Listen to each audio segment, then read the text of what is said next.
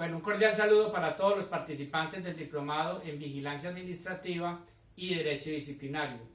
El día de hoy vamos a desarrollar lo concerniente al fallo, los recursos y la segunda instancia. Mi nombre es Luis Guillermo Pérez Echeverri. Quiero que sepan entonces que el material que vamos a presentar durante la charla, pues cada uno de ustedes lo recibirá y dentro del módulo también se realizará un ejercicio evaluativo en el cual se les indicará a cada uno de ustedes la modalidad de evaluación y los porcentajes de la nota que recibirá cada uno. Esto es un ejercicio académico necesario e indispensable para poder que podamos continuar participando en el diplomado. Entonces, vamos a desarrollar el fallo. ¿Cuál es el término para fallar? Es importante que sepamos entonces que el funcionario de conocimiento debe proferir el fallo dentro de los 20 días hábiles siguientes al vencimiento del término de traslado para presentar los alegatos de conclusión. ¿Cuál debe ser el contenido del fallo?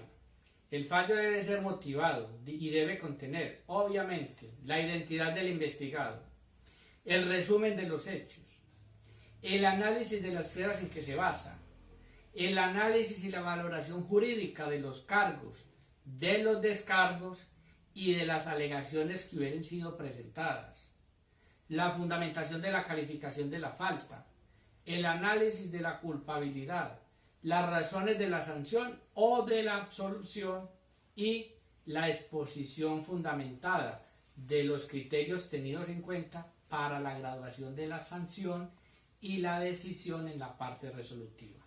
Una vez dictado el fallo, entonces nos preguntaremos si podemos hacer alguna corrección, aclaración o adición al fallo. El artículo 121 de la 734 establece aquellos casos en los cuales se puede hacer esa corrección, aclaración o adición de los fallos. ¿Sí? Por ejemplo, en los casos de un error aritmético, cuando se trata de un error en el nombre o en la identidad del investigado. Entonces allí la norma como tal nos establece en qué situaciones y en qué momentos es posible hacer este tipo de correcciones. Bueno, también es importante que podamos hablar sobre la revocatoria directa de los fallos, y los fallos pueden ser revocados de manera directa, así lo establece el artículo 122. Los fallos sancionatorios y autos de archivo podrán ser revocados de oficio o a petición del sancionado, por el Procurador General de la Nación o por quien los profirió. El quejoso entonces podrá solicitar la revocatoria del auto de archivo también. Entonces allí podemos encontrar con claridad en el texto del artículo 122 cuándo es procedente este tipo de situaciones. También cuando se trate de faltas disciplinarias que constituyan violaciones al derecho internacional humanitario, procede la revocatoria del fallo absolutorio y del archivo de la actuación por parte del Procurador General de la Nación, o de oficio o a petición del quejoso que tenga la calidad de víctima o de perjudicado. Bueno, ¿cuál es la competencia para la revocatoria de los fallos? Entonces es muy importante que ustedes tengan claridad que según el artículo 123 de la 734, los fallos sancionatorios y autos de archivo podrán ser revocados por el funcionario que los hubiere proferido o por su superior funcional. También allí la norma establece en qué casos el Procurador General de la Nación podrá revocar de oficio los fallos sancionatorios, los autos de archivo y el fallo absolutorio también como tal. ¿Cuáles son las causales de revocación de los fallos? Los fallos sancionatorios, los autos de archivo y el fallo absolutorio son solamente revocables cuando infrinjan manifiestamente las normas constitucionales, legales o reglamentarias en que deban fundarse.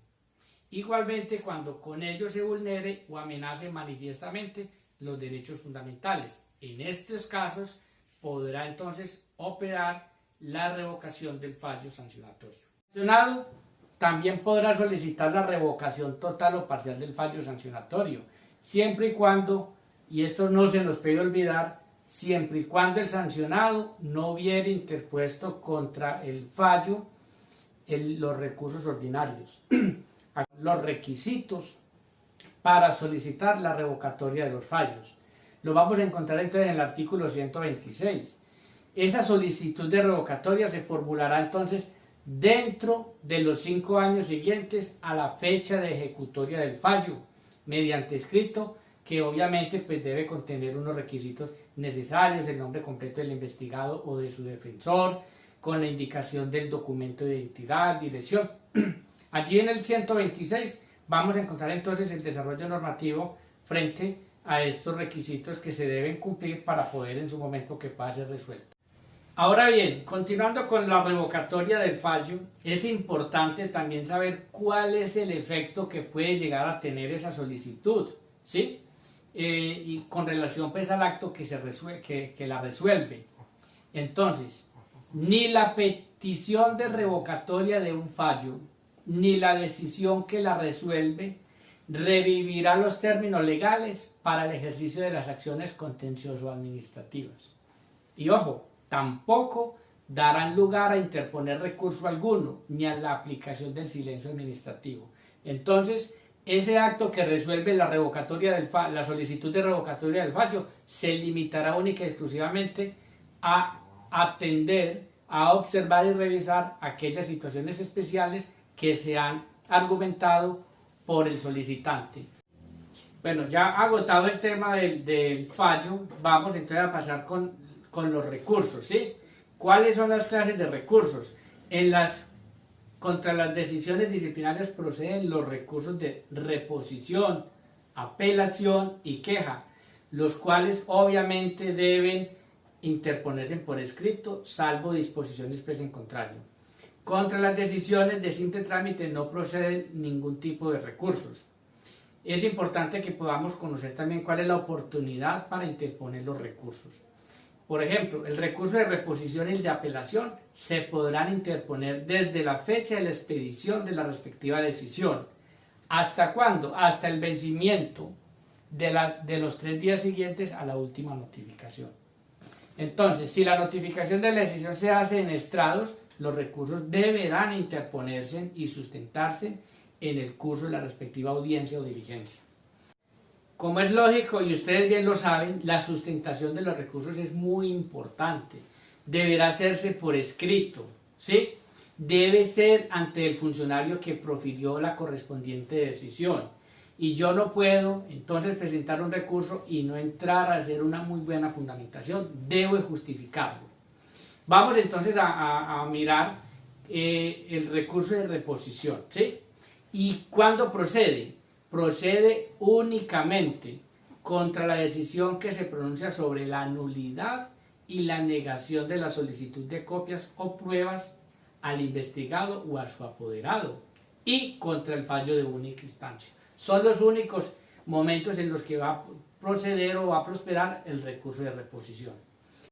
Importante tener muy en claro cuál es el trámite del recurso de reposición. Entonces, una vez hayamos formulado debidamente el recurso de reposición, vencido el término para impugnar la decisión, se mantendrá en secretaría por 3 días en traslado a los sujetos procesales. Ojo que de esto debemos dejar constancia en el expediente. Surtido el traslado entonces, se decidirá el recurso. ¿Cuándo procede el recurso de apelación? Muy importante, solamente en 3 escenarios y contra 3 decisiones especiales dentro del proceso. Aquella decisión que niega la práctica de pruebas solicitadas en los descargos, contra la decisión de archivo y el fallo de primera instancia. También es importante que sepamos, lo contempla el artículo 116 de la 734, que cuando se presenta ese recurso de apelación, el superior jerárquico que va a resolver el recurso, en esa providencia que emita, no podrá entonces agravar la sanción impuesta cuando el investigado sea apelante único, ¿sí? Lo que conocemos como la prohibición de la reformatio impellos. Bueno, ya hemos hablado del recurso de reposición, recurso de apelación y el trámite de dichos recursos. Ahora nos queda entonces el recurso de queja, ¿sí? ¿Cuándo opera el recurso de queja? Procede contra la decisión que rechaza el recurso de apelación. ¿Y cuál es el trámite que debemos de darle? ¿Sí? Dentro del término de ejecutoria de la decisión que niega el recurso de apelación, se podrá interponer y sustentar este recurso de queja. Si no se hiciere oportunamente, se rechazará. ¿Cuándo quedan en firme las decisiones que se toman dentro del proceso disciplinario? Artículo 119 de la 734. Las decisiones disciplinarias contra las que proceden los recursos quedarán en firme 3 días después de la última notificación. Ojo, aquellas que se dicten en audiencia o diligencia al finalizar esta o la sesión donde se haya tomado la decisión, si estas no fueran impugnadas. Entonces, allí estas quedarán en firme, o sea, quedarán ejecutoriadas. Y aquellas decisiones que resuelvan los recursos de apelación y de queja, así como aquellas contra las cuales no procede recurso alguno, quedarán en firme el día en que sean suscritas por el funcionario competente. Ahora bien, ¿podemos desistir de los recursos? Claro que podemos desistir de los recursos. ¿Y quién puede desistir de los recursos? Pues obviamente quien hubiera interpuesto un recurso es la persona que está legitimada para desistir. ¿Cuándo lo puedo hacer?